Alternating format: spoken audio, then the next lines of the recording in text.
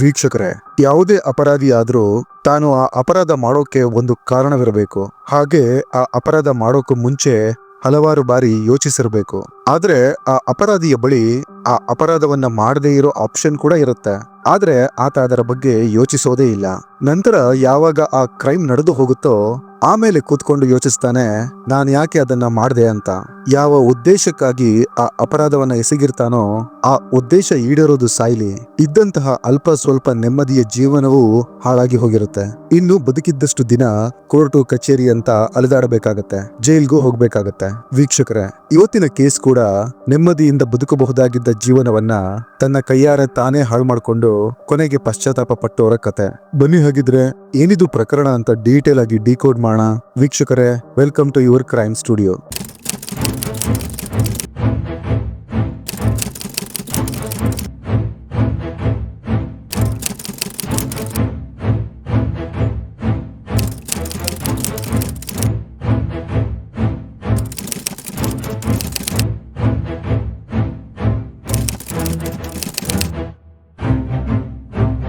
ಈ ಕತೆ ಶುರುವಾಗೋದು ಮಹಾರಾಷ್ಟ್ರದ ಮುಂಬೈನಿಂದ.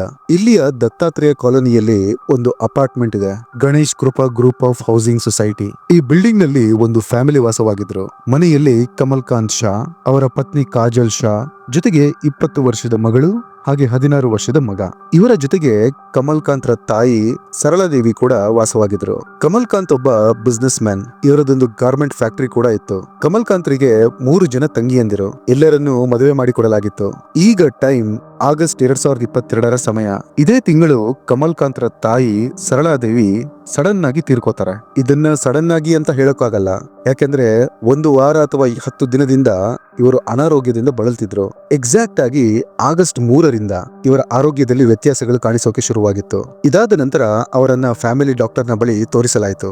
ಆದ್ರೆ ಆ ಫ್ಯಾಮಿಲಿ ಡಾಕ್ಟರ್ ಇಂದಲೂ ಇವರ ಎಕ್ಸಾಕ್ಟ್ ಪ್ರಾಬ್ಲಮ್ ಗೊತ್ತಾಗದಿದ್ದಾಗ ಸರಳಾದೇವಿ ಅವರನ್ನ ಮುಂಬೈನ ಕೋಕಿಲಾಬೇನ್ ಹಾಸ್ಪಿಟಲ್ಗೆ ಅಡ್ಮಿಟ್ ಮಾಡ್ತಾರೆ. ನಂತರ ಆಗಸ್ಟ್ 13ರಂದು ಸರಳಾದೇವಿ ತಮ್ಮ ಕೊನೆಯುಸಿರನ್ನ ಎಳಿತಾರೆ. ಇವರ ಡೆತ್ ರಿಪೋರ್ಟ್ ನಲ್ಲಿ ಮಲ್ಟಿಪಲ್ ಆರ್ಗನ್ ಫೇಲ್ಯೂರ್ ನಿಂದಾಗಿ ಸರಳಾದೇವಿ ಸತ್ತು ಹೋಗಿದ್ರು ಅನ್ನಲಾಗಿತ್ತು. ಇದಾಗಿ ಕೆಲವೇ ದಿನಗಳಲ್ಲಿ ಕಮಲ್ ಕಾಂತ್ರ ಆರೋಗ್ಯದಲ್ಲೂ ಏರುಪೇರಾಗಲು ಶುರುವಾಗುತ್ತೆ.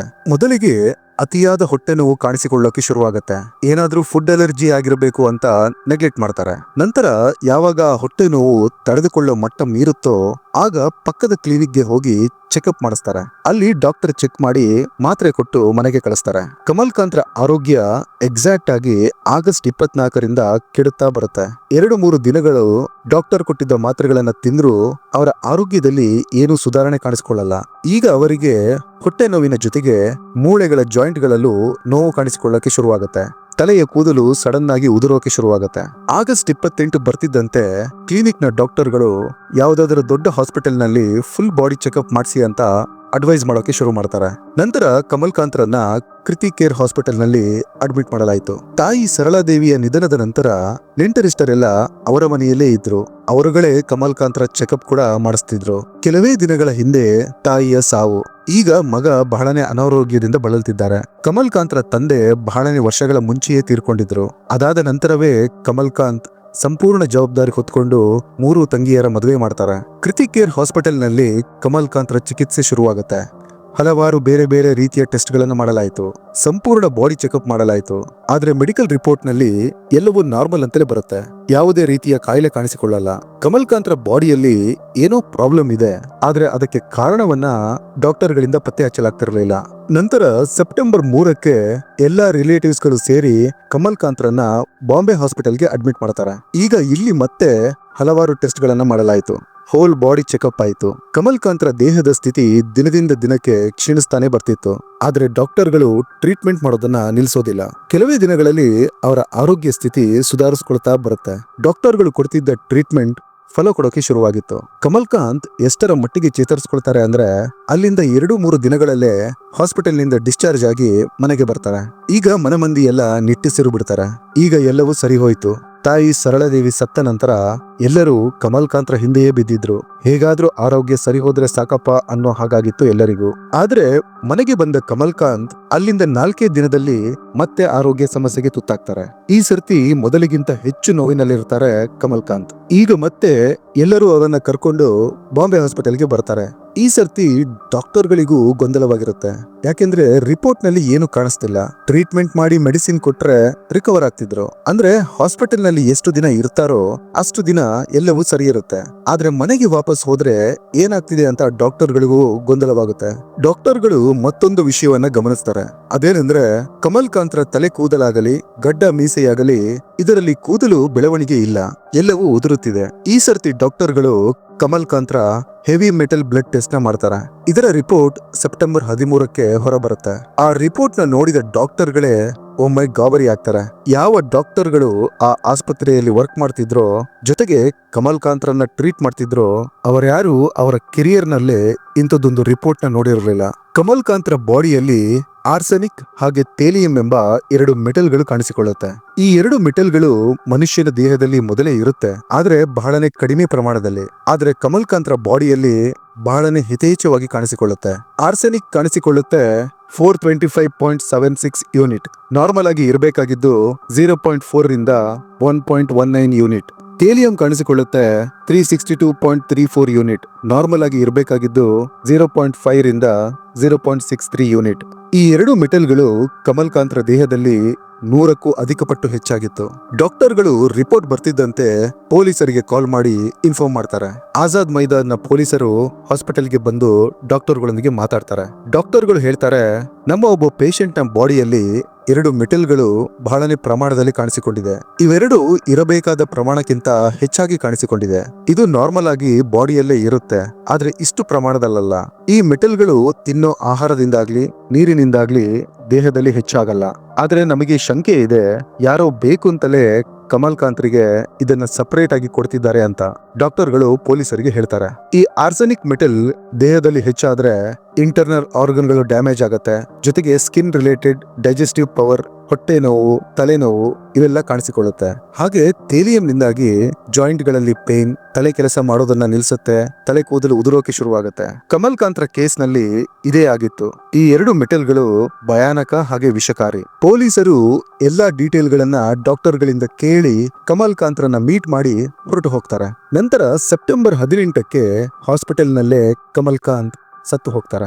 ಈಗ ಮತ್ತೆ ಡಾಕ್ಟರ್ಗಳು ಪೊಲೀಸರನ್ನ ಹಾಸ್ಪಿಟಲ್ಗೆ ಕರೀತಾರೆ. ಕರೆದು ಹೇಳ್ತಾರೆ, ನಿಮಗೆ ಯಾವ ಪೇಷಂಟ್ ನ ಬಗ್ಗೆ 5 ದಿನಗಳ ಮುಂಚೆ ಕರೆದು ಹೇಳಿದ್ವೋ ಆ ಪೇಷಂಟ್ ಇವತ್ತು ಸತ್ತು ಹೋಗಿದ್ದಾರೆ. ಅದಕ್ಕೆ ಕಾರಣನೂ ನಿಮಗೆ ಅವತ್ತೇ ಹೇಳಿದ್ವಿ ಅಂತಾರೆ. ಇದನ್ನ ಕೇಳಿದ ಪೊಲೀಸರು ಆಶ್ಚರ್ಯ ಪಡ್ತಾರೆ.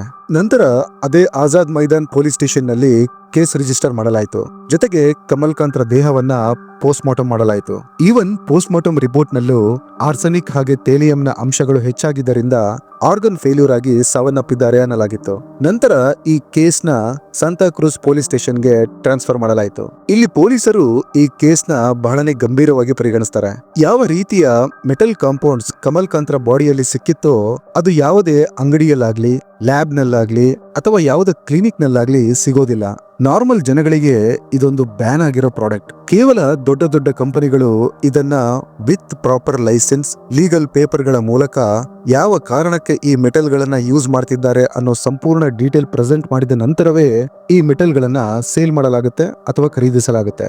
ಆದ್ರೆ ಇಲ್ಲಿ ಕಮಲ್ ಕಾಂತ್ರ ಬಾಡಿಯಲ್ಲಿ ಇದು ಹೇಗೆ ಇಷ್ಟೊಂದು ಪ್ರಮಾಣದಲ್ಲಿ ಏರಿಕೆ ಆಯಿತು ಅನ್ನೋದು ಪ್ರಶ್ನೆಯಾಗಿತ್ತು. ನಂತರ ಪೊಲೀಸರು ಕಮಲ್ ಕಾಂತ್ರ ಮನೆಯವರಿಗೆಲ್ಲ ನೀವೆಲ್ಲ ಒಮ್ಮೆ ಹೆವಿ ಮೆಟಲ್ ಟೆಸ್ಟ್ ಮಾಡಿಸಿ ಅಂತ ಕೇಳ್ಕೊತಾರೆ. ಮೇ ಬಿ ಯಾರಾದ್ರೂ ನಿಮ್ಮ ಫ್ಯಾಮಿಲಿಯನ್ನ ಟಾರ್ಗೆಟ್ ಮಾಡಿರಬಹುದು ಅಂತ.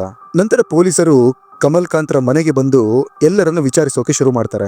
ಹೀಗೆ ವಿಚಾರಿಸುವಾಗ ಕಮಲ್ ಕಾಂತ್ರ ತಂಗಿಯಂದಿರು ಪೊಲೀಸರಿಗೆ ಒಂದು ವಿಷಯನ ತಿಳಿಸ್ತಾರೆ. ಅದೇನೆಂದ್ರೆ, ಕಳೆದ ತಿಂಗಳು ಆಗಸ್ಟ್ 13ಕ್ಕೆ ತಾಯಿ ಸರಳಾದೇವಿ ಕೂಡ ಇದೇ ರೀತಿ ಸಿಂಪ್ಟಮ್ ನಿಂದಾಗಿ ಸತ್ತು ಹೋಗಿದ್ರು ಅಂತ.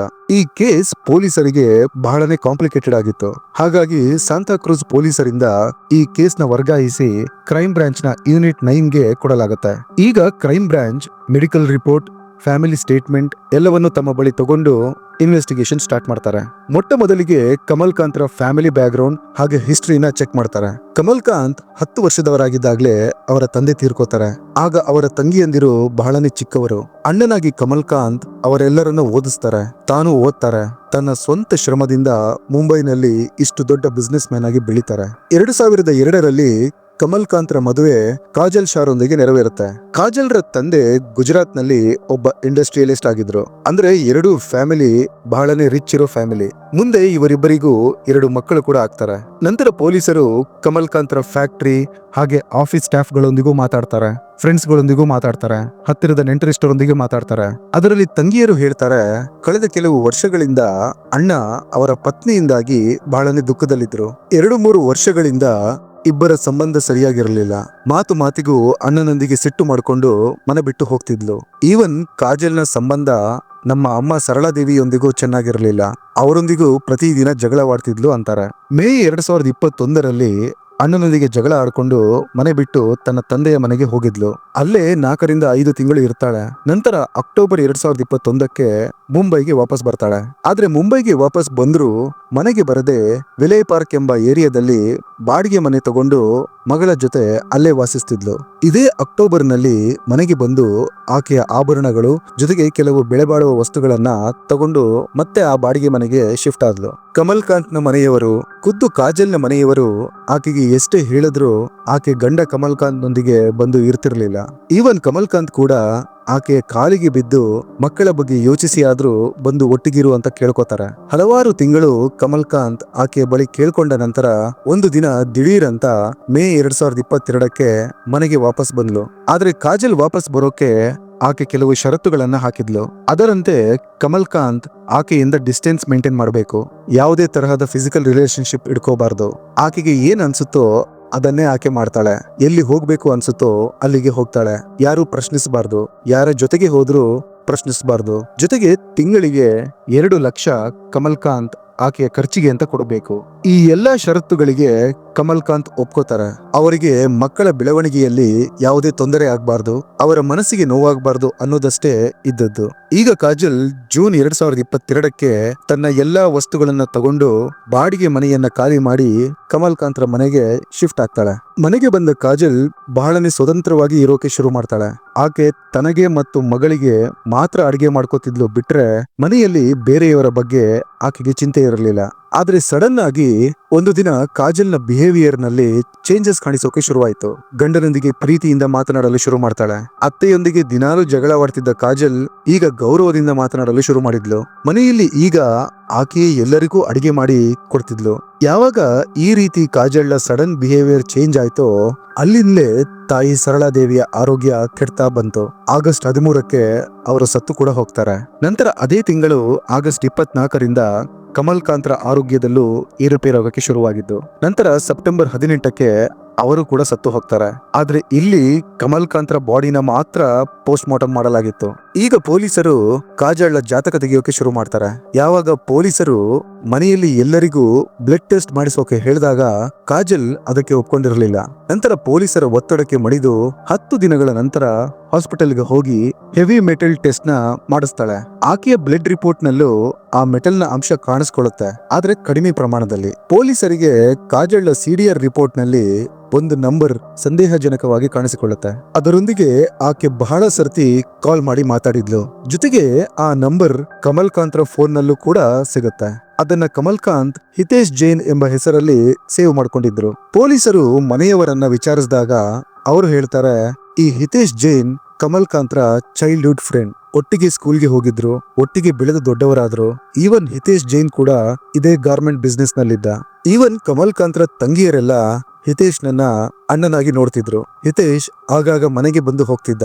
ಹಿತೇಶ್ ನ ಫೋನ್ ನಂಬರ್ ಕಮಲ್ಕಾಂತ್ರ ಫೋನ್ ನಲ್ಲಿ ಸಿಗೋದು ನಾರ್ಮಲ್, ಹಾಗೆ ಕಾಜಲ್ ನ ಫೋನ್ ನಲ್ಲಿ ಸಿಗೋದು ನಾರ್ಮಲ್. ಆದ್ರೆ ಕಾಜಲ್ ಹಾಗೆ ಹಿತೇಶ್ ನ ಕಾಲ್ ಕನ್ವರ್ಸೇಷನ್ ಕಮಲ್ಕಾಂತ್ ಹಾಗೂ ಹಿತೇಶ್ ಗಿಂತಲೂ ಜಾಸ್ತಿ ಆಗಿತ್ತು. ಜೊತೆಗೆ ವಾಟ್ಸ್ಆಪ್ ಚಾಟ್ ಕೂಡ ಬಹಳನೇ ನಡೀತಿತ್ತು. ಈಗ ಪೊಲೀಸರ ಬಳಿ ಇಬ್ಬರು ಸಸ್ಪೆಕ್ಟ್ ಗಳಿದ್ರು. ಡಿಸೆಂಬರ್ 1ರಂದು ಪೊಲೀಸರು ಕಾಜಲ್ ಅನ್ನ ಎತ್ತಾಕೋತಾರೆ. ಆದ್ರೆ ಹಿತೇಶ್ ಎಸ್ಕೇಪ್ ಆಗಿದ್ದ. ಆತನನ್ನ ಹುಡುಕಲು ಎಲ್ಲಾ ಪ್ರಯತ್ನಗಳು ನಡೀತಿತ್ತು. ಇತ್ತ ಪೊಲೀಸ್ ಸ್ಟೇಷನ್ ನಲ್ಲಿ ಕಾಜಲ್ ಅನ್ನ ಸ್ಟ್ರಿಕ್ಟ್ ಆಗಿ ವಿಚಾರಿಸಲಾಯಿತು. ಆಗ ಕಾಜಲ್ ಹೇಳ್ತಾಳೆ, ನಾನು ಹಾಗೂ ಹಿತೇಶ್ ಒಬ್ಬರನ್ನೊಬ್ಬರು ಬಹಳನೇ ಪ್ರೀತಿಸ್ತಿದ್ದೀವಿ. ಯಾವಾಗ ನನಗೂ ಹಾಗೂ ಕಮಲ್ ಕಾಂತ್ಗೂ ಜಗಳ ಆಗ್ತಿತ್ತೋ ಆಗ ಹಿತೇಶ್ ನನಗೆ ಸಮಾಧಾನ ಮಾಡ್ತಿದ್ದ. ಆತ ಕಮಲ್ ಕಾಂತ್ರ ಗೆಳೆಯ ಆಗಿದ್ರಿಂದ ಆಗಾಗ ಮನೆಗೆ ಬಂದು ಹೋಗ್ತಿದ್ದ. ಹಾಗಾಗಿ ನಿಧಾನವಾಗಿ ನಾನು ಆತನನ್ನ ಪ್ರೀತಿಸೋಕೆ ಶುರು ಮಾಡಿದೆ. ಆತ ನನ್ನ ಕಷ್ಟಗಳನ್ನ ಆಲಿಸ್ತಿದ್ದ, ಸಮಾಧಾನ ಮಾಡ್ತಿದ್ದ.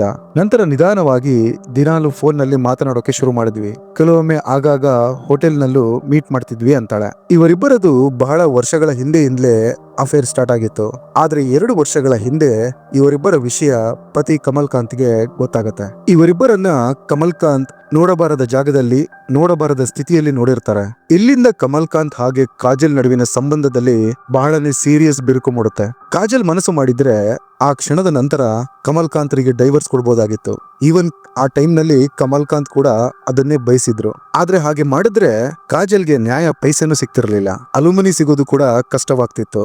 ಯಾಕೆಂದ್ರೆ ಆಕೆಯ ಕಾರಣದಿಂದಲೇ ಈ ಮದುವೆ ಮುರಿದು ಬೀಳ್ತಿತ್ತು.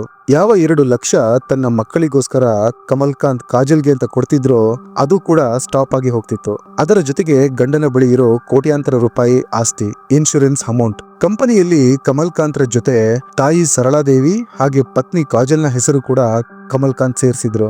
ಇಲ್ಲಿ ಕಮಲ್ ಕಾಂತ್ರನ ಮುಗಿಸಿದ್ರು ಅವರ ತಾಯಿ ಸರಳಾದೇವಿ ಅಡ್ಡ ಇದ್ರು. ಕಮಲ್ ಕಾಂತ್ರ ನಂತರ ಎಲ್ಲಾ ಕಂಪನಿಯ ಪ್ರಾಪರ್ಟಿ ತಾಯಿ ಸರಳಾದೇವಿಯ ಹೆಸರಿಗೆ ಶಿಫ್ಟ್ ಆಗ್ತಿತ್ತು. ಹಾಗಾಗಿ ಮೊದಲಿಗೆ ತಾಯಿಯ ಬಗ್ಗೆ ಯೋಚಿಸ್ತಾರೆ. ಆದ್ರೆ ಇದನ್ನೆಲ್ಲ ಒಂದು ಆಕ್ಸಿಡೆಂಟ್ ತರ ತೋರಿಸ್ಬೇಕು, ಯಾರಿಗೂ ಡೌಟ್ ಬರಬಾರ್ದು. ಈಗ ಕಾಜಲ್ಗೆ ಹಿತೇಶ್ನ ಹೆಲ್ಪ್ ಸಿಗುತ್ತೆ. ಆತ ಕೂಡ ಕಾಜಲ್ನ ಪ್ಲಾನ್ ನಲ್ಲಿ ಶಾಮೀಲಾಗ್ತಾನೆ. ಯಾವಾಗ ಕಾಜಲ್ ಗಂಡನೊಂದಿಗೆ ಜಗಳ ಮಾಡ್ಕೊಂಡು ತನ್ನ ತವರು ಮನೆಗೆ ಹೋಗ್ತಾಳೋ ಅಲ್ಲಿಂದ ಹಿತೇಶ್ ಹಾಗೂ ಕಾಜಲ್ ಪ್ಲಾನಿಂಗ್ ಸ್ಟಾರ್ಟ್ ಮಾಡ್ತಾರೆ. ಅಲ್ಲಿ ಆಕೆಗೆ ಹಿತೇಶ್ನೊಂದಿಗೆ ಮಾತನಾಡೋಕೆ, ಚಾಟ್ ಮಾಡೋಕೆ ಎಲ್ಲಾ ಸ್ವಾತಂತ್ರ್ಯವೂ ಇತ್ತು. ಹಿತೇಶ್ ತನ್ನ ರಿಸರ್ಚ್ ನ ಮಾಡೋಕೆ ಸ್ಟಾರ್ಟ್ ಮಾಡ್ತಾನೆ. ಕೊನೆಗೆ ಈ ವಿಷಕಾರಿ ಐಡಿಯಾನ ಕಾಜಲ್ಗೆ ಹೇಳ್ತಾನೆ. ಆದ್ರೆ ಈ ಕೆಮಿಕಲ್ ಗಳನ್ನ ಪರ್ಚೇಸ್ ಮಾಡೋದು ಅಷ್ಟು ಸುಲಭವಿರಲಿಲ್ಲ. ಹಾಗಾಗಿ ಅದಕ್ಕೆ ಒಂದು ಪ್ಲಾನ್ ಮಾಡ್ತಾನೆ. ಅದರಂತೆ ಮೊದಲಿಗೆ ಹಿತೇಶ್ ಒಂದು ಕಂಪನಿನ ಸ್ಟಾರ್ಟ್ ಮಾಡ್ತಾನೆ. ಅದರಲ್ಲೊಂದು ಫೇಕ್ ರಿಕ್ವೈರ್ಮೆಂಟ್ ನ ಡಿಮ್ಯಾಂಡ್ ಮಾಡ್ತಾನೆ. ಅಂದ್ರೆ ನಮಗೆ ಒಂದು ಕೆಮಿಕಲ್ ಕಾಂಪೌಂಡ್ ಮಾಡೋಕೆ ಈ ಕೆಮಿಕಲ್ ಗಳ ಅವಶ್ಯಕತೆ ಇದೆ, ಜಸ್ಟ್ ಸ್ಯಾಂಪಲ್ ಗಾಗಿ ಸ್ವಲ್ಪ ಪ್ರಮಾಣದಲ್ಲಿ ಕಳಿಸಿಕೊಡಿ ಅಂತ ಒಂದು ಲೀಗಲ್ ಪೇಪರ್ ನ ಕೂಡ ರೆಡಿ ಮಾಡ್ತಾನೆ. ಅದರಂತೆ ಬೈಕುಲಾ ಹಾಗೂ ಪಂಜಾಬ್ನ ಡೀಲರ್ ಗಳಿಂದ ಸ್ಯಾಂಪಲ್ ಗಳನ್ನ ತರಿಸಿಕೊಳ್ತಾನೆ. ನಂತರ ಅದನ್ನ ಕಾಜಲ್ನ ಕೈಗೆ ಕೊಡ್ತಾನೆ. ಇದಾದ ನಂತರ ಕಾಜಲ್ ತನ್ನ ಮನೆಯಿಂದ ಮುಂಬೈಗೆ ಶಿಫ್ಟ್ ಆಗ್ತಾಳೆ. ಒಂದು ಬಾಡಿಗೆ ಮನೆ ಮಾಡ್ಕೊಂಡು ಇರೋಕೆ ಸ್ಟಾರ್ಟ್ ಮಾಡ್ತಾಳೆ. ಯಾಕೆಂದ್ರೆ ಆಕೆಗೆ ಗೊತ್ತಿತ್ತು ಕಮಲ್ ಕಾಂತ್ರ ಮನೆಯ ಹತ್ತಿರನೇ ಇದ್ರೆ ಅವರು ಮನೆಗೆ ಬಾ ಅಂತ ಖಂಡಿತ ಕರೀತಾರೆ ಅಂತ. ನಂತರ ಪ್ಲಾನ್ ನ ಪ್ರಕಾರ ಕಮಲ್ ಕಾಂತ್ ಕಾಜಲ್ನ ಕಾಲಿಗೆ ಬಿದ್ದು ಮನೆಗೆ ಕರ್ಕೊಂಡು ಬರ್ತಾರೆ ಮಕ್ಕಳಿಗೋಸ್ಕರ. ಕಾಜಲ್ನ ಪ್ಲಾನ್ ಸಿಂಪಲ್ ಆಗಿತ್ತು. ಮೊದಲಿಗೆ ತಾಯಿ ಸರಳಾದೇವಿನ ಕೊಲ್ಲೋದು, ನಂತರ ಕಮಲ್ ಕಾಂತ್ ನ ಕೊಂದು ಹಿತೇಶ್ನ ಮದುವೆ ಆಗಿ ಸೆಟ್ಲ್ ಆಗೋದು. ಅದರಂತೆ ಮೊದಲಿಗೆ ಸರಳಾದೇವಿಗೆ ವಿಷ ಹಾಕೋಕೆ ಸ್ಟಾರ್ಟ್ ಮಾಡ್ತಾಳೆ. ಅವರಿಗೆ ದಿನಾಲು ರಾತ್ರಿ ಒಂದು ಗ್ಲಾಸ್ ಹಾಲಿನಲ್ಲಿ ಈ ಪದಾರ್ಥಗಳನ್ನ ಮಿಕ್ಸ್ ಮಾಡಿ ಕೊಡೋಕೆ ಸ್ಟಾರ್ಟ್ ಮಾಡ್ತಾಳೆ. ತಾಯಿ ಸರಳಾದೇವಿಗೆ ವಯಸ್ಸಾಗಿತ್ತು. ಹಾಗಾಗಿ ಅವರಿಗೆ ಆ ಕೆಮಿಕಲ್ ಬಹಳನೇ ಬೇಗ ರಿಯಾಕ್ಟ್ ಮಾಡುತ್ತೆ. ಆದ್ರೆ ಯಾರಿಗೂ ಅವರ ಸಾವಲ್ಲಿ ಡೌಟ್ ಬರಲಿಲ್ಲ.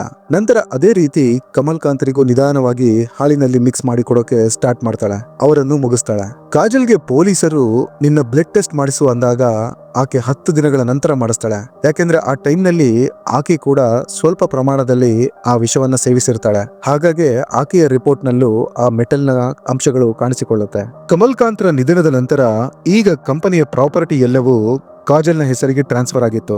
ಯಾಕೆಂದ್ರೆ ಎಲ್ಲದರಲ್ಲೂ ಕಮಲ್ ಕಾಂತ್ ಕಾಜಲ್ನ ಹೆಸರನ್ನೇ ಮೆನ್ಷನ್ ಮಾಡಿದ್ರು. ನಂತರ ಪೊಲೀಸರು ಅದೇ ದಿನ ಡಿಸೆಂಬರ್ 1ಕ್ಕೆ ಹಿತೇಶ್ ನನ್ನು ಕೂಡ ಅರೆಸ್ಟ್ ಮಾಡ್ತಾರೆ. ಈತನನ್ನ ನಾಸಿಕ್ ಹೈವೇಯಲ್ಲಿ ಅರೆಸ್ಟ್ ಮಾಡ್ತಾರೆ. ನಂತರ ಆತನ ಲ್ಯಾಪ್ಟಾಪ್ ನಲ್ಲಿ ಎಲ್ಲ ಸರ್ಚ್ ಹಿಸ್ಟ್ರಿನ ರಿಕವರ್ ಮಾಡ್ತಾರೆ.